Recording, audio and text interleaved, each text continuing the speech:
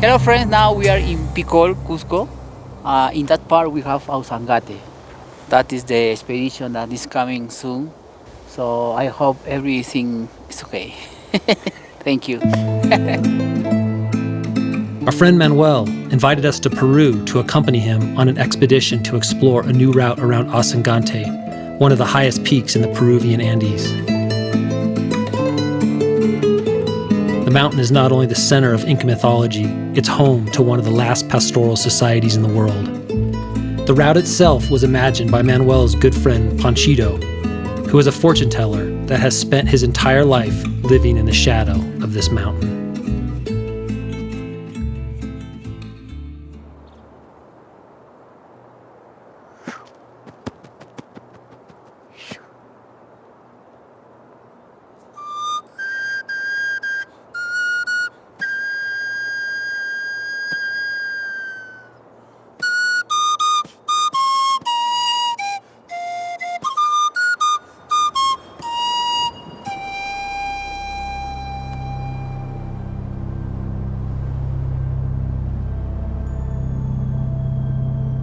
The majestic Auzangate is the fifth highest mountain in Peru and is located to an altitude of 6,380 meters above sea level approximately, and is located in the southeast of Peru, of Cusco region.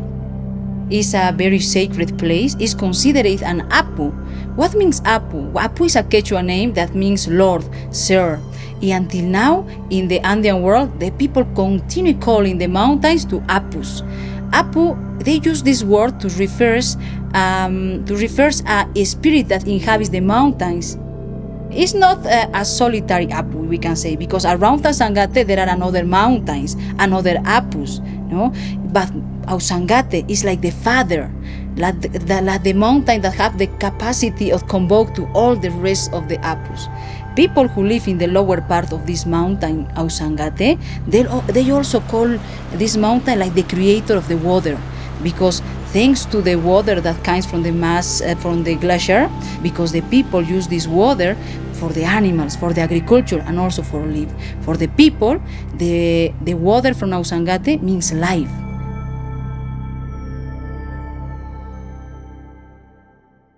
Any expedition into the Andes, specifically Auzangate, always begins in Cusco, and Cusco begins at 12,000 feet. So where I'm from in Colorado, if we're gonna go to 12,000, 13,000, even 14,000 feet, we're gonna plan for it. But in Cusco, you can run errands at 14,000 feet. When you're in Cusco, everything around you is up. You can see all the major mountains, as the Peruvians call them, apus, in the distance, and they're, the very few things that are snow-capped. And those mountains, they call to you in a way that at least I've never experienced. I'm surrounded by mountains in Colorado, but the apus that are, 18, 20, 21, 22,000 feet, they have a different way of talking to you. There's like, hey, you wanna come hang out, you wanna party? We'd love for you to do it, but you will need to bring your A game. I guess Cusco is one of those cities that rates very high on my list of places to go. Just the colors and the vibrancy of the city, and it's not just the colors and the wardrobes that people are wearing that add the vibrancy, but it's the generosity and the warmth that people greet you with. It's one of the most fantastic cities that I've ever been to.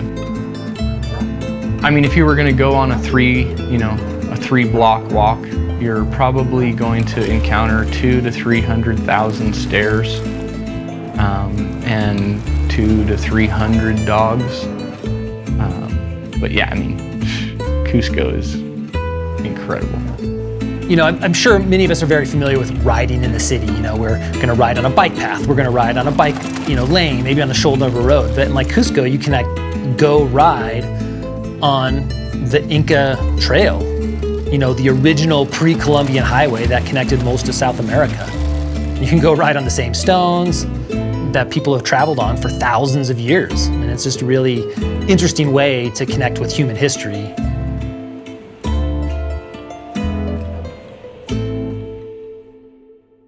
One of the most enjoyable experiences of actually seeing the mountains for the first time was getting to the mountains for the first time. Driving past these small villages and incredible farms that just meandered their way up the mountain, 16,000 feet up, hand-farmed mountains. It was just one of the most incredible things I'd ever seen. I was really only nervous about two things going into this project. One was the elevation. I mean, I'd never been to altitudes that high. And two was weather. But what's funny is like our first experience of like crazy high elevation, we took a taxi to 15,000 feet. I mean, it just like kind of blew my mind. Ah, ya. Ah, no, me está diciendo que lo que me estás explicando de las rutas, ¿no? Que cómo salen por acá. The sun just went down, so it's real cold. But yeah, we got views of Auzangate on that side, and I don't know the mountain over there, but it's another 21,000 foot peak, so surrounded by 21,000 foot peaks. It's incredible. Seeing Auzangate from that perspective for the first time, I mean, that just set the stage for, you know, what was to come.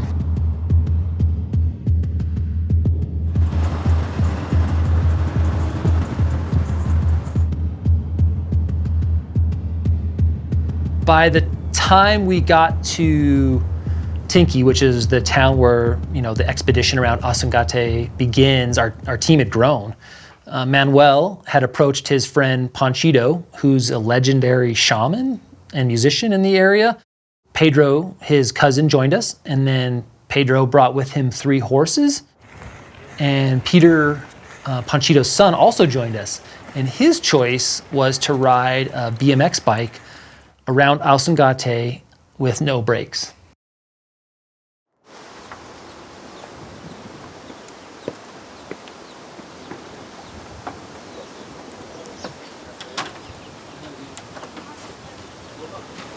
But yeah, no, I'm excited. I'm pretty stoked, actually. That mountain up there is amazing, and getting to go around it's going to be equally as amazing. I just got to figure out how to get all my food on here. First time on flats, feeling good about that. So I guess there's probably going to be some hike-a-bike. Food, sleeping, clothes, food, water, food. Toda la vida ni was kay kita. Apo Auzangate papay hangka turirichuan kiko kanyang nikita. Sumasumah kancay kamoy ko. Sumasumahta jang kancay kamoy ko. Kay sumah kay urunama sinchis puririnampah. Urkong kasang puririnampah papay hangka kancay kamoy ko sumasumahta kancay kamoy ko. Kancay kiko kancay kamoy ko papay. Gracias. Gracias Apo Auzangate. Gracias. So starting a ride, basically looking at the most beautiful mountain you've ever seen in your entire life is a pretty special moment. I mean, you're with your crew, the whole team was stoked, everybody was fired up, the sun was out, and you know, the first 10 or 15 miles, you're kind of just climbing towards this majestic mountain through these small villages. People are excited to see you riding and cheering, and it's just it's the experience I'll never forget.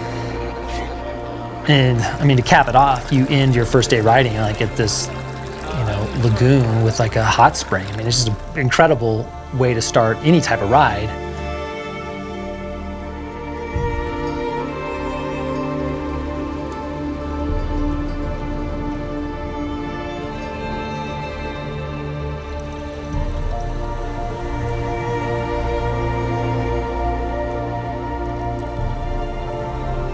But then you quickly realize that riding around Auzangate or in the Peruvian Andes is like more, actually it's probably less bike riding and more bike pushing.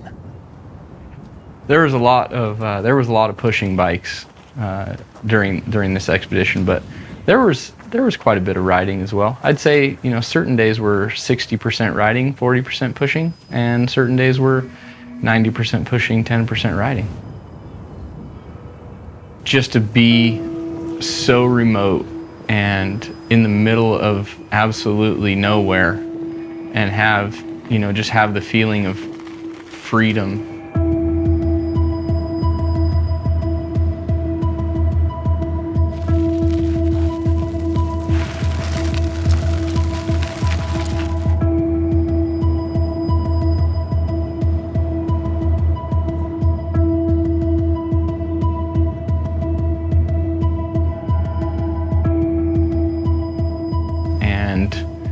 The thin air, breathing as deep as you could, just each pedal stroke. It's definitely something that I'll remember for a long time.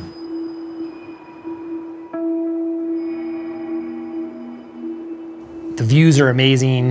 The weather was perfect. And we're descending down with the team, to our second camp. This is sick. And we were excited. Everybody was fired up. And then it started to snow.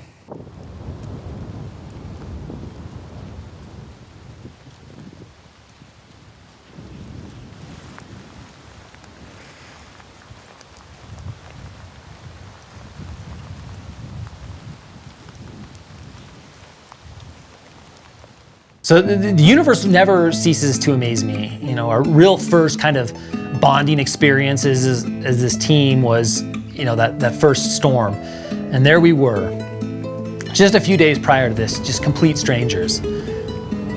And now outside, the winds are howling, snow's falling, and it's pretty cold, like real cold. And we're in this like 30 square foot hut, cracking jokes in different languages, listening to music, and then like drinking this drink that Panchito and Pedro had put together, which was called Herba Buena, and it's like a boiled sweet rum with coca leaves. It's got altitude sickness covered, it's got warmth covered, it checks all the boxes. Now we are in this place, in Auzangate Lake. So tomorrow, 2 hours down to Chilca. This is Chilca. And then we have to get up. But this road, it's not like this. This This is road. Yeah, today is What was today? very difficult. It was very difficult today. But tomorrow it's going to be easy. And the next day when we headed out, we're just like, yep, we're in this now. We're in this together. And I'll never forget that night in that hut, just becoming lifelong friends.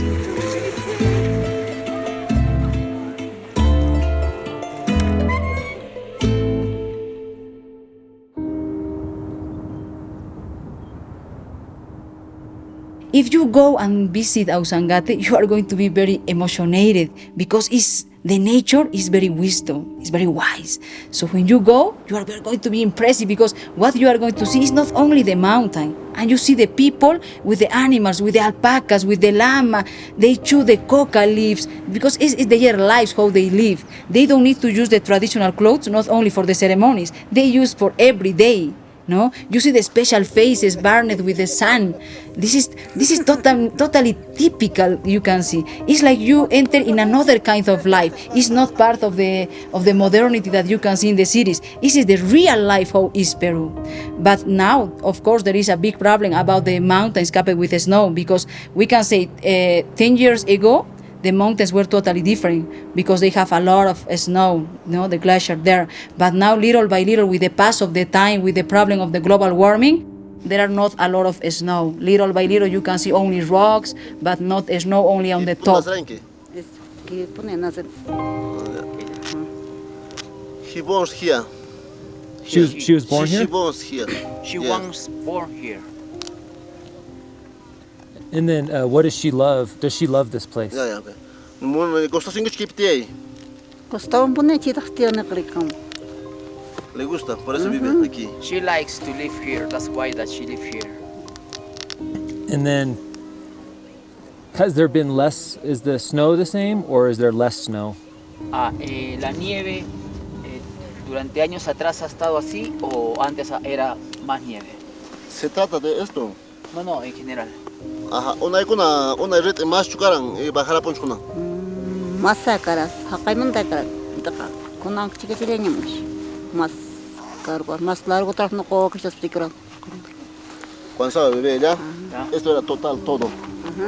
Todo bien. No había eso negro, no había, todo era así blanquito. Pero cuando ella estaba niña, eso era todo así. Pero cuando ya poco a poco viendo ella así, ya ahora está, no sé. So when she was a girl, all that part was snow. All snow. All snow. Now no more. So now you can see that part black.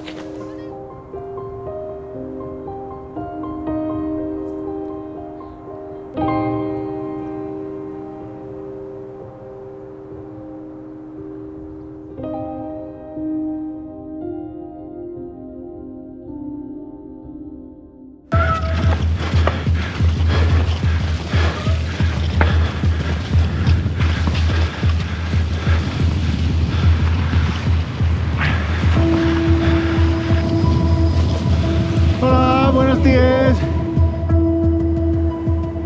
So I had the two fears going into this, altitude and the storm. And up to this point, altitude was fine, but we're just about to find out about the storm. So the day that the storm did roll in, we were probably about a third of the way through our day, and it started to rain on us. Not really a big deal. We didn't think too much of it. And then the snow started coming a little bit more as we started going a little higher up the mountain, and then more and then more. And we actually came to a small house, and we just kind of huddled underneath their overhang of their roof for a little bit. Check out this snow line that just appeared over here. It's seemingly creeping lower on us, and at least it's snowing, not raining. Yeah, that snow line's new. I think that's about the same elevation we're at right now. Yeah, I think it's about to be us on this pass. Well, I'm breaking it down to people on our Garmin Explorer Plus, stuck in the snow at 16,000 feet. Can't go over the pass, but we're with a really nice family. You know, as an analogy to this, I would think about, what if some strangers were just wandering through my neighborhood and it was starting to rain, that turned to snow, that turned to hail, that turned to accumulating snow that was impassable. And I would like to think, that hopefully anybody would open their doors to these strangers and let them in. But I don't know if that's always the case. The family that took us in that night, they prepared us an entire meal. And the preparation of a meal, especially where we were, was roasting corn by hand with a 3-month-old baby strapped on your back, and then crushing that corn by hand with rock. That took an hour and a half to prepare a soup for everyone that was going to stay with them that night. That is incredible. That's beyond hospitality. That is human generosity at its absolute best.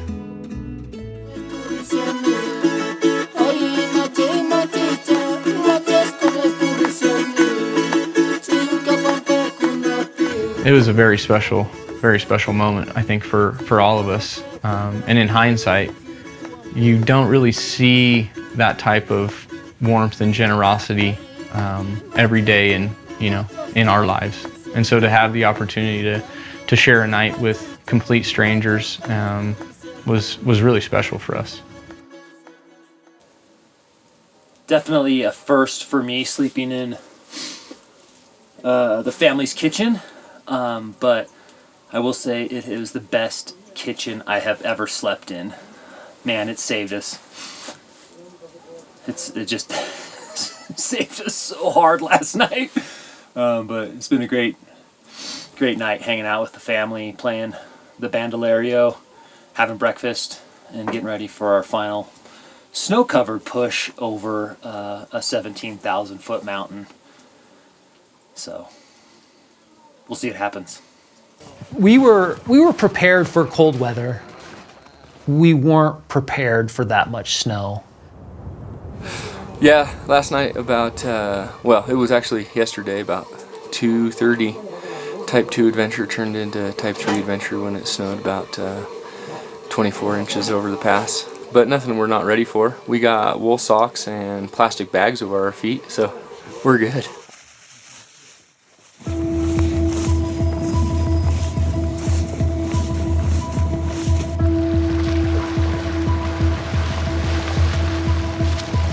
Oh, that's in the bag.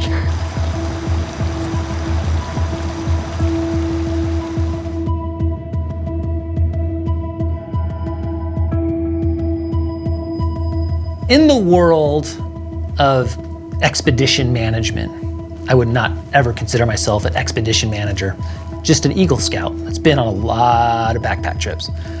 But the goal is to always reduce risk. And the decision to push over an 18,000-foot peak with, 16 inches of snow on the ground and another storm approaching is probably not the best idea. How far have we gone in 3 hours and 50 minutes? We've gone 3 miles and 3.44 miles. Mile an hour. Yeah, I never thought for 1 second when we went to Peru to do this and to climb in the Andes that there would ever be a conversation about potentially dying. And I wasn't really thinking it was a possibility, but I mean, it definitely was a possibility.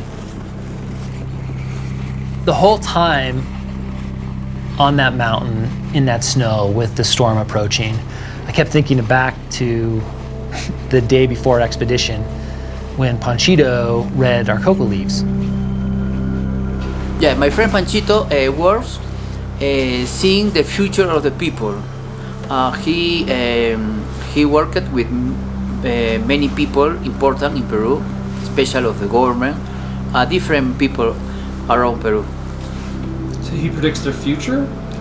He predicts the future? Yes. No, he yeah, of course. He predicts the future. Sí, sí, and sí. how does he do it?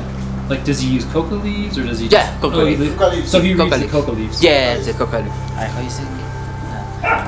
Yeah, when he have the leaf in the hand and he does this, if the position of the leaf is like this, it's not good.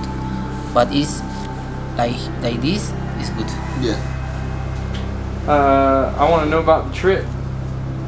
And he read our cocoa leaves, and we were all very interested in what this expedition holds for us, how it's going to go. Are we going to be safe? I mean, looking at a mountain like that, you're genuinely nervous. You have questions like that. Three times. 3 times. Suelte, manga se zime chuko sam. Reimi. Reime. Reimi. Zime.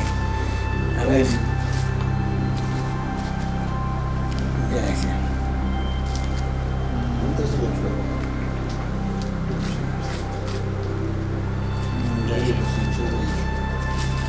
A ver, Auzangate, camino Upis, Yanacucha, Comercucha, Huayna Auzangate, Palomane, Laguna Auzangate, Suétaro, viaje a Pocona, que me todo tranquilo. Take it easy. Okay. Take it easy. Take it easy. Tranquilo. Tranquilo. Take it easy. Tranquilo, chill. I like that, dude. I like that.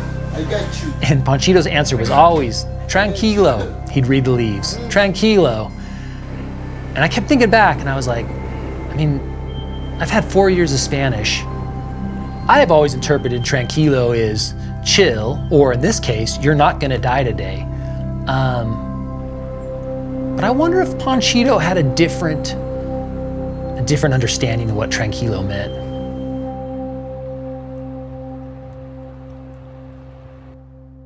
The the team was spread over, 15 miles on this mountain, and we're all trying to get to the summit. Another big storm had been moving in, and Panchito and Pedro had already made it to the summit. Apparently, hiking is way more efficient than pushing bikes. We hadn't seen Peter or Manuel in hours, and our only hope was making it over the saddle before the storm. And as we approached the summit, I'm gonna claim miracle, but we were all able to regroup and descend together. And there was Peter pushing his bike, which I'm 1000% sure makes him the first person to circumnavigate Auzangate on a BMX. And from that point on, it was all downhill to a hot springs and then home to Tinky. And because of the storm that rolled in, we weren't able to complete our planned route, but that's really not at all what it was about. It was about meeting Panchito and Pedro and Peter, and it was about meeting Florencio and his wife Nancy and their children, and it wasn't about any specific route. It was about all of us, strangers up to this point, coming together and experiencing, I think, the best of humanity. Just thinking about the world that we live in and how minuscule a mountain like that can make you feel. And it kind of grounds you. When you're in the middle of nowhere, you really only need a couple of things, You need shoes and a jacket and the people around you that care about you and, the people that you care about. That's what I saw from Peru.